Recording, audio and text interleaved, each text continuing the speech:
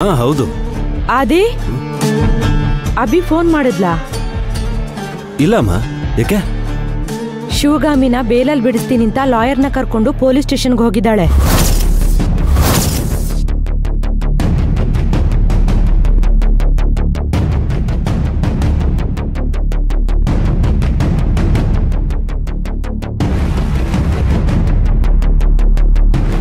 ಅಮ್ಮ, ಹಾಗೆಲ್ಲ ಆಚೆ ಹೋಗಕ್ ಬಿಡ್ಬಾರ್ದು.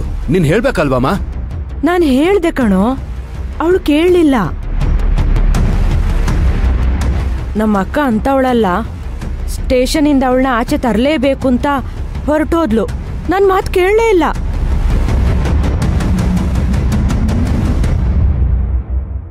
ಅವಳಿಗೆ ಯಾರ ಭಯನೂ ಇಲ್ಲ, ಇಷ್ಟ ಬಂದಂಗ ಆಡ್ತಾ ಇದ್ದಾಳೆ. ಒಂದ್ಸಲ ಅವಳಿಗೆ ಬಿಸಿ ಮುಟ್ಟಿಸ್ಬೇಕು. ಅದೆಲ್ಲ ಹಾಳಾಗೋಗ್ಲಿ ಕಣೋ. ಇವಳು ಆ ಶಿವಗಾಮಿನ ಬೇಲಲ್ಲಿ ಬಿಡಿಸ್ಕೊಂಬಂದ್ರೆ ಆ ಶಿವಗಾಮಿ ಅದೇ ನೆಪ ಇಟ್ಕೊಂಡು ಅಭಿರಾಮಿಗೆ ಹತ್ರ ಆಗ್ತಾಳೆ.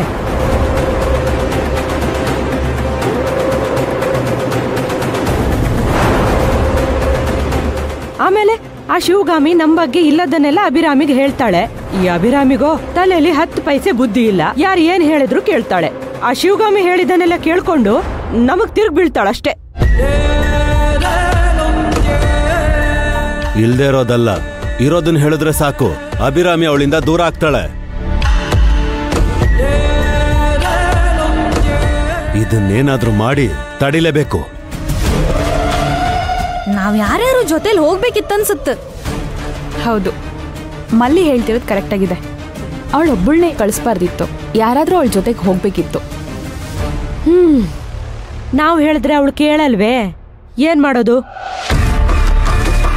ಸರಿ, ನಾನ್ ಮಾತಾಡ್ತೀನಿ ಬಿಡು. ಅಯ್ಯೋ ಅಪ್ಪ, ನೀನು ಮಾತಾಡ್ತೀನಿ ಅಂತೀಯ, ಹೋಗಿ ಜಗಳ ಮಾಡ್ತೀಯ.